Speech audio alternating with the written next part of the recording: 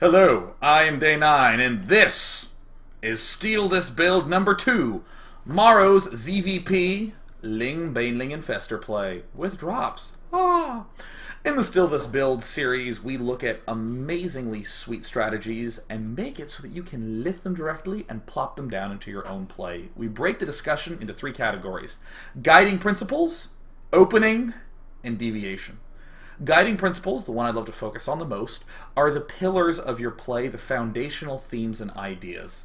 Things like, I want to have 3 bases in Zerg vs. Terran, and I want to be going Baneling, Mutalisk. So no matter how your opening went, you can always be leading towards this theme. Or you can say something like, I will always build and aspire upon seeing a robotics facility.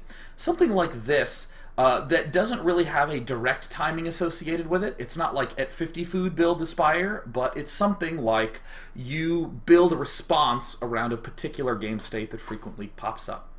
The second big thing is the opening, which is the nitty-gritties, like are you 10 pooling, are you 15 pooling at the start? When we expand, how are we rallying our workers? When do we get our 3rd gas geyser? That sort of thing. That sets you up to be in a good position for the rest of the game. And the last is, of course, the deviations, all the changes that will go on within the game and between games. Within a game would be like, oh my god, he Baneling dropped me and killed half my workers. How do I play it off appropriately? And then there is the in-between games decisions, like if he early expands, I'm going to do X, but if he 1 bases, I'm going to do Y, that sort of thing.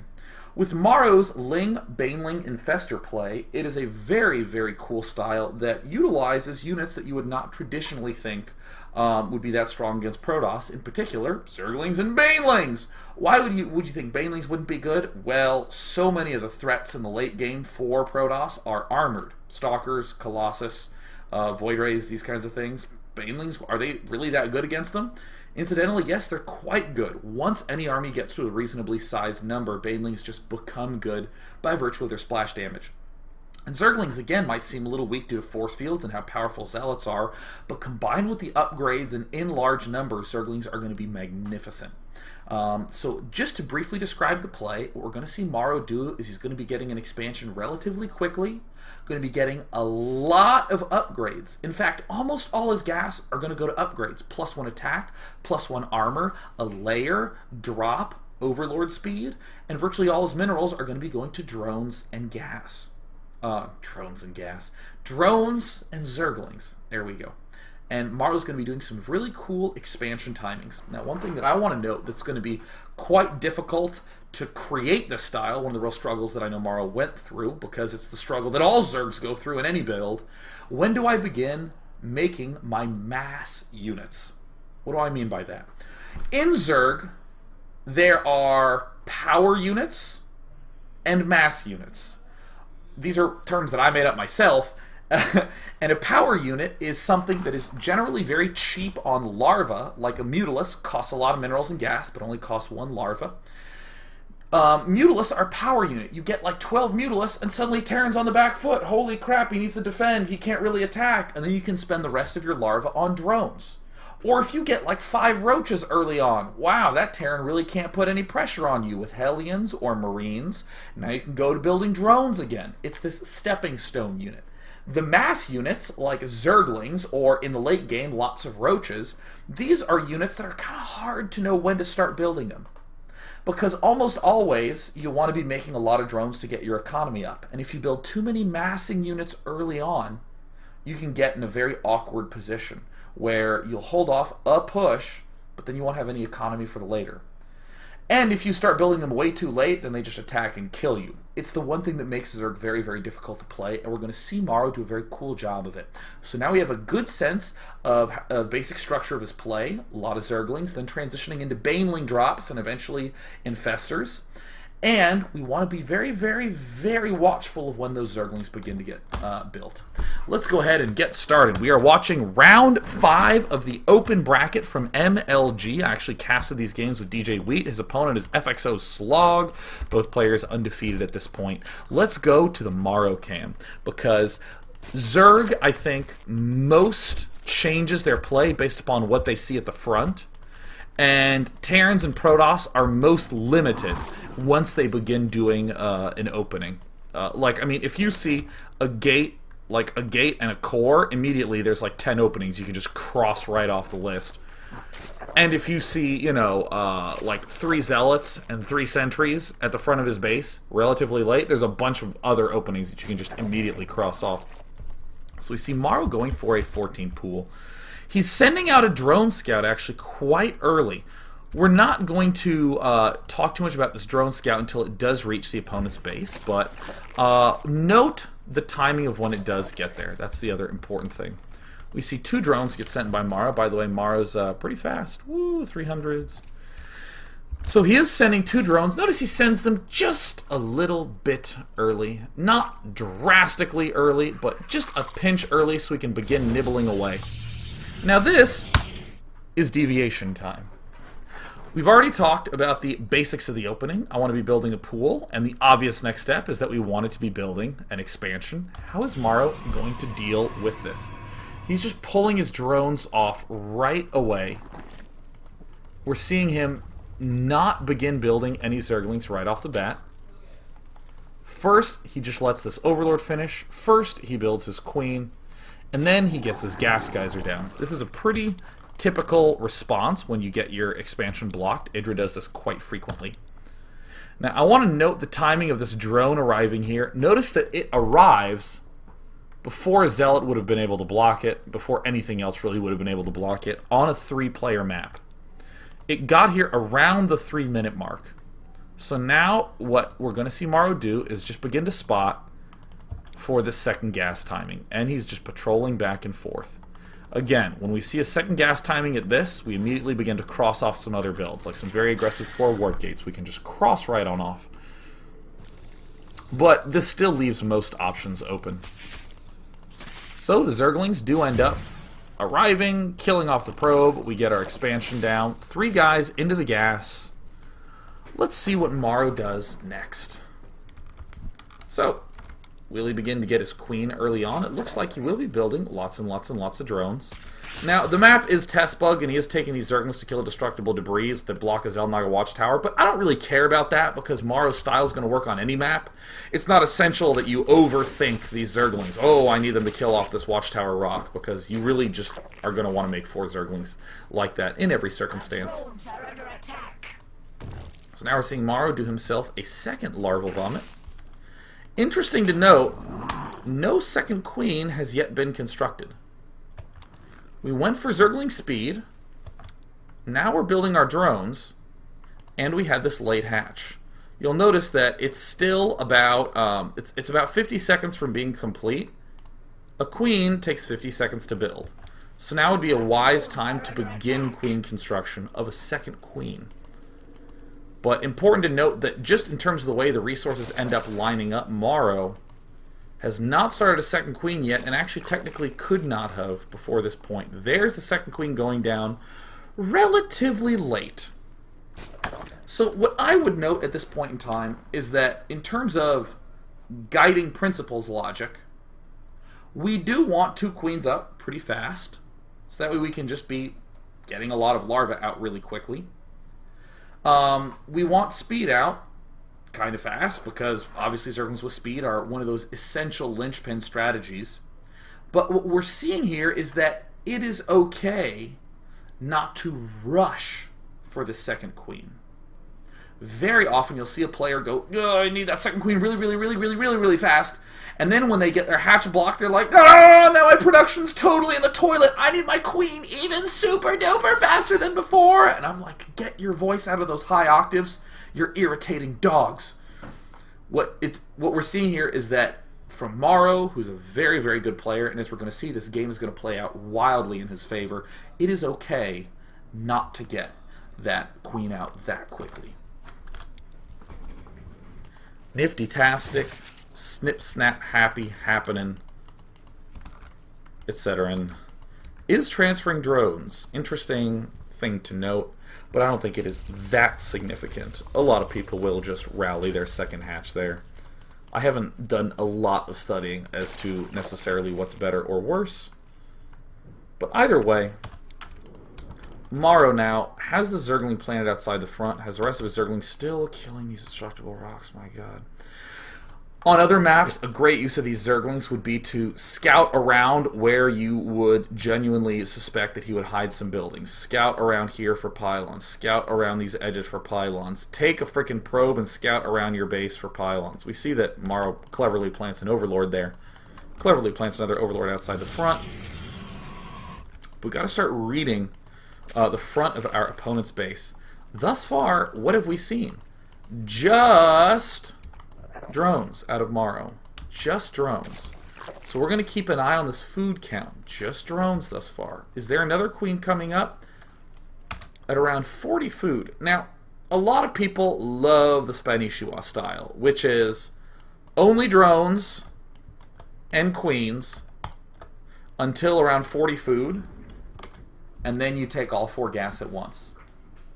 So, if you think about it, Spanishiwa, if he has 4 queens up, which he generally does, that means he has 38 drones.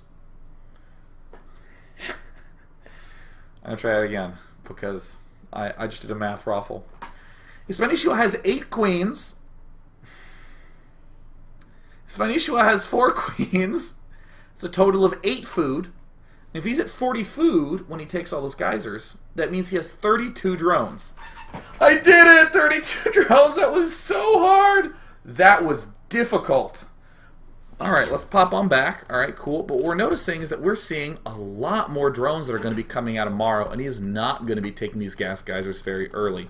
He is, in fact, going heavy frickin' minerals early on. So, around the 40 food mark is when he's going to be taking this extra queen. Now, I have a question. Why did I say around the 40 food mark? That's an important thing to note. That wasn't me just being very casual. I'm trying to be very, very specific in the Steal Your Build series. Why would I say around? Well, we saw Morrow get messed with early on with that pro block. We saw him be very, very calm about getting his second queen quite late. Now he's getting the third queen up. This is something that you have to be very comfortable with as a Zerg player, is getting thrown off by, you know, up to 5 food on your initial build. With the other races, if you want to build your refinery on 13, you do it on 13. And then if you want to get that factory at 25, by God, you just build it. With Zerg, everything is tied to when you are able to get your larva out. So for instance, if you have a hatch that's delayed by like a minute, which is not unheard of, my gosh, that's like 6 larvae that you're going to be behind. Huh. Suddenly your food timings feel off by quite a bit. So getting things in general ballpark areas and having good reads on when your opponent can be attacking you, very, very, very important things to have as a Zerg player. So as we're here, we're seeing that, wow, it looks like Zerg has gotten the chance to do a little bit of spotting here. But we're going to wait until we see the Expansion Command Center go down. Any time that is like before 7 minutes, especially closer to 6 minutes, is going to be a very fast Nexus. As we see, there are 2 gateways and a forge.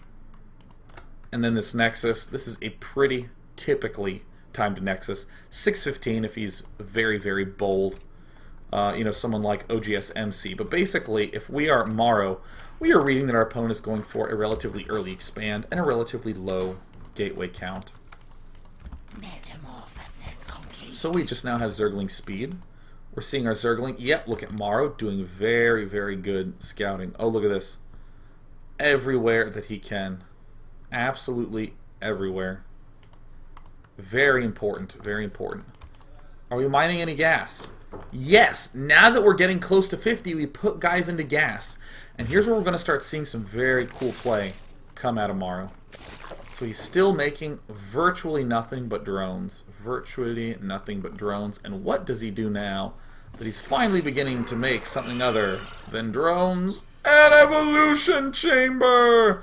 That's right, and then back on to drones, getting overlords out, spreading the creep on out. Now, in terms of refining the opening, anytime we're floating a little high on minerals, I always feel a little concerned, and there's 2 ways to respond to that when you're trying to refine your opening. One is to do an addition. It's just to say, hey, I have 500 minerals here. I guess I'll build another hatchery. There, we've just added something in new with our extra money. My preference is almost always to accelerate, which is to say, hey, I have 500 minerals. I guess I just should have put guys into gas earlier and begun to get my upgrades earlier and gotten a second gas earlier and then gotten my layer earlier. If I'm doing all that stuff earlier with gas, then that necessarily means I'll have less minerals, right? Accelerating. But we're going to see Morrow have a good bit of cash here. How will he spend it? Well, he's starting to add on a bunch more geysers suddenly all at once. And with this first set, 100, he's going to be adding on a +1 attack upgrade. There it is. Click, click, click, click, click. Come on. Come on. Come on. Whatever. Alright, so he's building 2 spine crawlers at the front.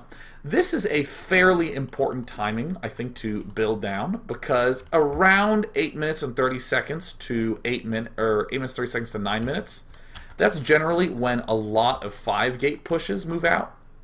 Again, pretend that instead of 2 cannons, because each cannon is 150, pretend that was a gateway and another gateway, and then replace this forge with a gateway. We can easily see that around now is when about a 5-gate push would be coming up. They can feel scarier than they actually are. They're actually not so bad, especially if you build these sort of precautionary measures here. Because, I mean, the thing to note is, look at how ridiculously far ahead our Zerg buddy is in the worker count. 40-frickin-7, holy cow. There's our +1. We're seeing Morrow also get another evolution chamber.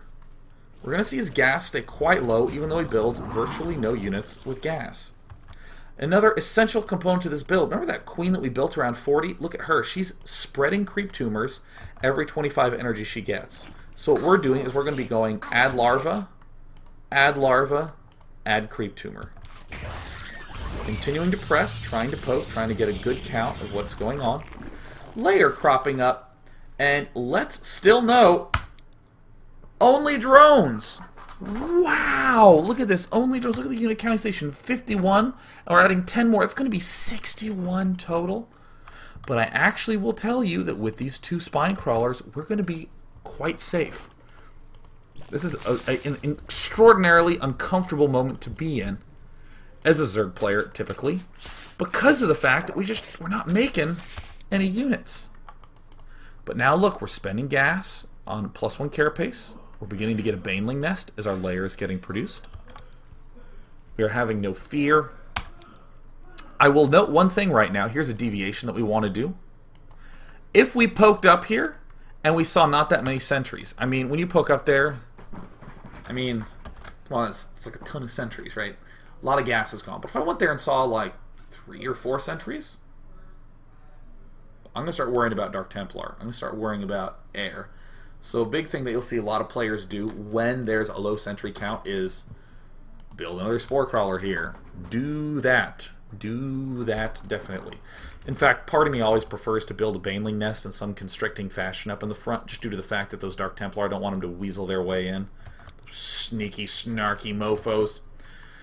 So now that we're around 70 food, and we are taking our gold expansion, we're going to suddenly see that Morrow is just going to begin flooding Zerglings. By the way, notice, look at how low that queen's energy is. She is just spreading creep tumors out.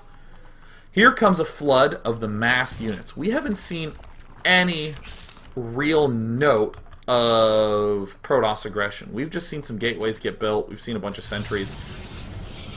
But we're going to see Morrow just flood with Zerglings. 24 Zerglings right now. He ain't slowing down for nobody. There's the gold expansion going down. This would be your typically timed 3rd base. Just a stupid flood of Zerglings. It makes no sense how flooding he is with Zerglings.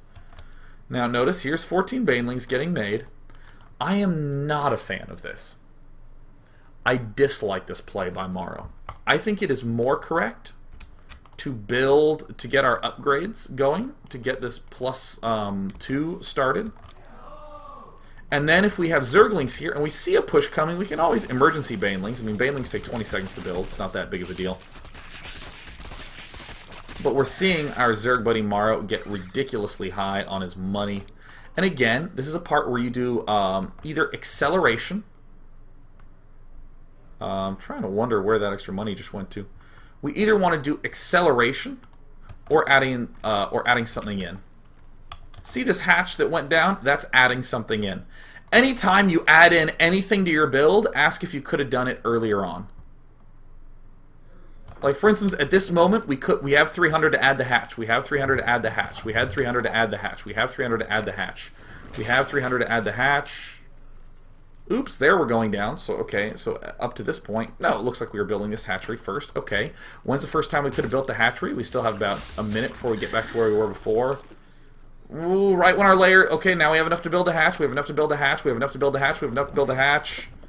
Yep. Looks like when our layer was about halfway done, we could have added on a 4th hatchery. Important thing to note. Anytime you add in a new element to a build, go rewatch and see when the earliest time you could have afforded that add-in. And then add it there.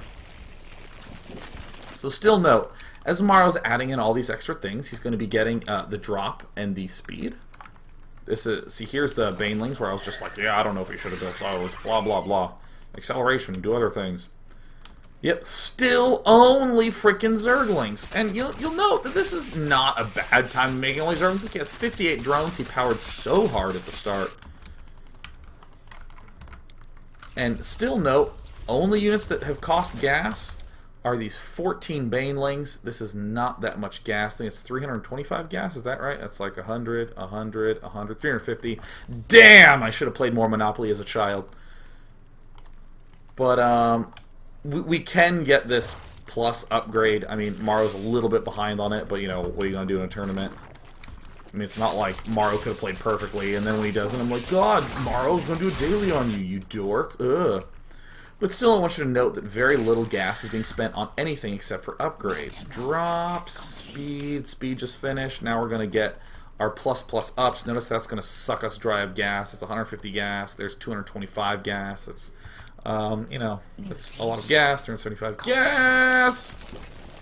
And now all of a sudden we see the push coming out. I really sincerely hope he starts these upgrades. This is starting to wound me. But up to this point, this has weirdly been just Zerglings and Banelings. It almost looks straightforward to do, yet this was very, very hard for MorroW to actually come to. One of the hardest things to do is to like play a style this weird and to have no reference point in the slightest, just to sort of believe that you can crack something eventually. But let me just note a big guiding principle of this build. Again, this whole... Gosh, that is so annoying. Again, this whole spending all our gas on our upgrades, our delaying of these geysers as long as possible. But +2 attack means that your Banelings will kill probes in one burst. But MorroW's just Banelinging, and he's holding back as much as he can. Despite having one of the fastest army mixes that you can, MorroW is not trying to all-in suicide for a win. There's those plus upgrades going down. And I want you to watch something. Up to this point, even foods. We've seen hints of Blink Stalkers, right? We have a lot of Stalkers coming up right now. Let's look at how this ends up going, for any of you who did not watch MLG. Here comes all the Zerglings. Here comes all the Banelings. Oh, look at this nice wall you made for my Banelings. And he tries to blink out. There's way too many Zerglings and Banelings. I mean,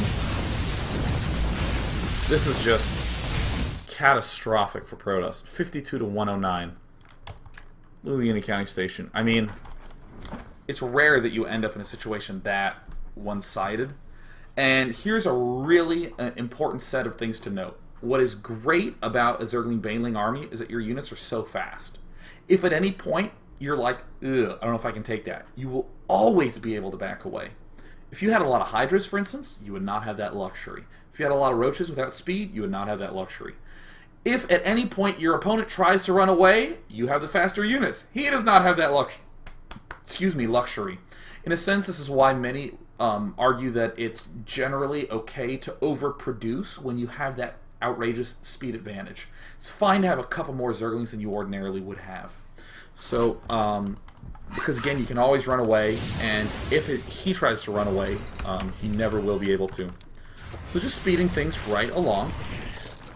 After a successful battle, we can take this expansion. And once we're starting to feel like a little bit comfortable on gas, we can begin getting an infestation pit. Morrow does something that does not get enough acclaim. Holy shit, Spore and Spinecrawler. Oh my god. Can I click on it? There we go. He is now... By the way, what is with the hitbox on the Queen? Look at this. Here, I'm going to select this. As I move down, Queen gets selected first. And then the Spinecrawler. And now the Queen. You fat Queen. Anyway, Spinecrawler, Sporecrawler, defended against Dark Templar. Look at it, Sporecrawler pulling one of these Spinecrawlers back, defended against Dark Templar. And look at this, the other Spinecrawler is burrowing. There's a Sporecrawler defended against Dark Templar. Brilliant. Anytime he sees Blink, he's going to pop those two things down. Guiding Principle, it's a trigger. Going to blast that sucker off. Again, elements of opening. Trying to make sure we have a lot of drones, getting our third Queen at the 40 food mark, adding in those drones back into gas at the 45 food mark. Openings, right? This has to do with the pre-game decisions, but now, Morrow, we are seeing aggressively defend against Dark Templar as a guiding principle, as just a general, because I'm in the moment and can sort of response. I generally prefer to wait until I have +2 to do these drops, but after you have a lead like Morrow has, no big deal. Nice job, Morrow! Nice job, Morrow! And of course dropping, rolling around, hiding in the bush. Did that ever get spotted? Oh, that's so cool. Pretty much just Zerglings have been made this whole time. In the unit station we see 76 drones. But keep in mind, we were at around 60 at the start of the game. So we just maybe did a round of drones. There is not that much drone production going on past the outset of the game. And once we started to get our these +2 started, that's when we built the infestation pit. When +2 finished, infestation pit goes down. And now we're going to see oodles of infestors get produced. Morrow's going to be doing drops. You don't even need Banelings. In fact, 2 to 3 Overlord drops are absolutely vicious for Protoss to deal with. Just ridiculously vicious. Now we're going to see Morrow just continue to stockpile. I will give you the pleasure of watching the remainder of this game. Oh, this is so damn good. I'm really hoping that there's some extra Banelings somewhere around here. Yeah, watch the Banelings. Watch the Banelings. Banelings making you cry. Alright, yeah, this game's like super over. So now what we're going to do is we're going to go into the second game of that series, which again is going to be basically the same thing. A little bit of difference though. Open bracket, winners round 5, Morrow Slog, game 2. Again, all these are available in the MLG Columbus replay pack. We have Slog in the bottom. We have Morrow at the left. I want you to watch how identically Morrow's going to be opening in this game. I've seen him do this a lot in a lot of different tournament settings, and it's good very, very, very frequently. Hey, look, he got to plant his hatch on time. So let's see the slight variations he does in his opening. Wow, isn't that interesting? Where'd the Queen go? There's no Queen being made by Morrow. He's still favoring getting that extractor super early on. He's at 16 food. That's the same time he got it last time. And there's the Queen going down. Let me just note how weird that is. He managed to get his expansion hatch down on time and favored getting this extractor before getting this Queen. Very, very nuts. And I have a runny nose, so I'm going to... Problem fixed. Problem solved. Oh, yeah. So, going back to the Morrow cam, Morrow's getting, once again, a good look in here. If he sent that drone out early enough, he would have been able to waltz in here. So this Overlord is getting the same information as his drone would have. And now we have 2 Queens getting produced right on time, linked up together. And once again, we're going to be getting a quite early Zergling speed. Now to note, if we start this Zergling speed, oh, return that, oh, return that. Okay, so here's Zergling speed, 110 seconds. That's 10 seconds short of 2 minutes. So that means that at 6 minutes and 37 seconds, we will have Zergling speed. Generally, you'll see Warp Gates finish up a little after 6 minutes in this matchup. A little bit after 6 minutes, unless he's going absolutely apeshit. And like trying to kill you with some sort of 4 warp gate. Madness, craziness, craziness. Very interestingly early gas. A very interestingly early 3rd queen out of Morrow.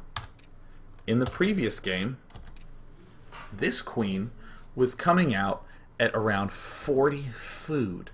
In this game, coming out very early. Huh.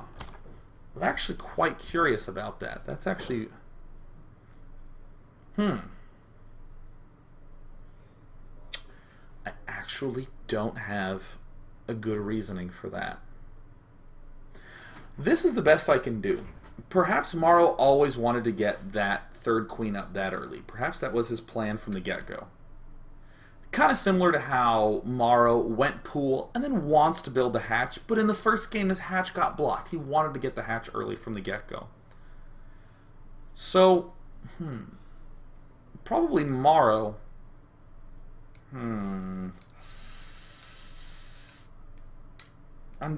It's less that it's early that's weirding me out, and more that there's such a difference. I do not have a good answer, but that's significant enough that there has to be a good reason. Unless Morrow's like, LOL, I forgot. So I am just going to leave that be for now. This is one of those things where, in general, I'm content leaving that be and then just doing it blindly when I'm playing. I'm also going to be watching this game quite closely to see if there's some way in which... Oopsie daisies, Morrow, you forgot to add your larvae. Unless there's some signal within this game that makes me go, ooh, that didn't turn out so good for you. Regardless, we're going to see Morrow. Everything else is going to look pretty similar. Building drones. Queens popping out. Add those larvae, Morrow. Come on, Morrow, you can do it. Nope, adding a creep tumor. And now that we're getting close to that 50 food mark, we're likely going to see Morrow throw guys back into gas. Begin to mine himself up a good bit of stuff. Oh, yep, we saw 6 minutes and 24. What did we say that meant? Anything that's generally before 7 minutes is a pretty typical gateway expand. Anything before 6:30 is going to be pretty low on the gateways. Yep, there's 2 right there. Anything real close to 6 minutes is going to be a super duper fast 1 gate expand. Building drones. Building drones. Very typical good stuff, right? So now we're going to see Morrow build all these gas geysers, right? That's what he did in the previous game after he got that +1 started. Money's looking very, very high. Would not be surprised to see him just take an early 3rd hatch, but is going to do the same defensive spine crawlerage. Cool! And there is the +1 going to be happening quite soon. Where is his +1? This is also a pretty common technique that I'll see Morrow do in a lot of his games. If his money is starting to get really high, he'll just auto throw down a hatchery because it literally can't be bad. You can always spend it. Now, he is getting armor before attack. I'm not going to read into that too much because he's going to get both of them at basically the same time. But I will note that if you get armor, if your armor matches your opponent's ground weapon upgrade, your Zerglings still take 3 hits for a Zealot to kill. If the Protoss's attack gets ahead of the Zerg armor upgrade, it's 2 hits for a Zealot to kill a Zergling. So Morrow's going expand crazy. We're noticing that there's a lot of good principles here. Building a lot of drones up until about 50 food, then going back to begin getting upgrades, but there's not as much ultra refinement to this that I think the build would benefit from. That we could easily get this hatch up here started a lot earlier. We could have this creep spread joining there, so that way we could be immune to some air pressure. There's a lot of goodness going on there.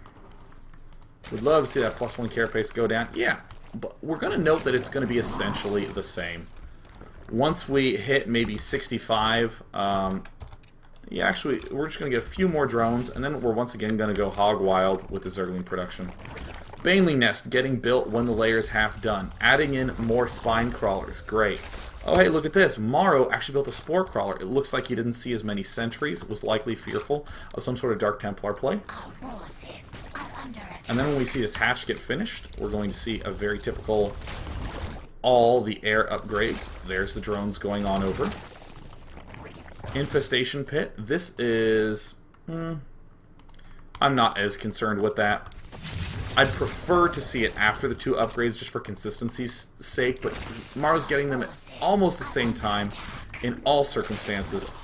The important thing to note is the really, really fast Baneling and the really, really fast drop and speed. Pretty much same of everything all around. Not that many drones. 60 drones. Could make more. Is electing not to. Has all his Zerglings aggressively positioned at the right. And is running in Overlords. Doing lots of poking and prodding with the Zerglings. But wants to keep them generally to the right. Generally in a way that is leaving him open to do counterattacks. Morrow's going to be doing a lot of counterattacks. Largely in the form of counter drops with the Banelings. This is actually a big blunder, I will note, with the play. Do not make this blunder. You need that +2 attacks, that way your Baneling drops are all the more potent. Baneling drops are like the heart and soul of your mid-game aggression. I mean, this is annoying for Slog. This isn't fun for Slog by any means, but you really, really kind of do want to get those Baneling drops coming in. But I mean, either way, we're seeing such a similar structure to the previous game. Such a similar structure. Oh, yep. Here's a run-in. Yep, just buying himself more time. Buying time. Buying time. Dark Templar are up. And you can do all the intuitive responses. We're going to see Morrow again just go Spine Crawler, Spore Crawler all over the place. Spine Crawler, Spore Crawler. There's a Spine Crawler pulling back. Likely a Spore Crawler going to be joining it. Oh, Look at the Zergling drop. Look at the counter attack drop. All the moves that you're going to be making are very two at once, very counterattacky, very abusing the mobility. You don't want to get in that many direct confrontations. We're seeing Morrow actually not really favor doing the Baneling drops until he has the +2 done. And here we go. My favorite part of the game. Sometimes it's even correct to take these Zerglings and just suicide them in because, like, doing anything to guarantee a little bit more damage on these drops is the shit. Here it comes. Okay, now let me just pause. 49 workers before the attack. Oh! Oh! Hey! And unloading. Hey! And at the expansion. Thank God we build the Spore and Spine Crawlers for the Dark Templar. Uh-oh, that's not the right side. That certainly is. And now he has 14 workers. And in the meantime, we have nothing but infestors that have been getting made. I think that's a pretty key transition to make away from getting a ton of Banelings. But the fact is, after we've gotten all those upgrades, I mean, we were spending gas on upgrades, on getting the layer, on getting the Baneling speed, on getting +2/+2, on getting the drop and the Overlord speed. That once all that's cleared up, we suddenly have a ridiculous amount of gas freed up. And in fact, often you need to add a 5th hatch to do crazy macroing on, because you just cannot quite keep up.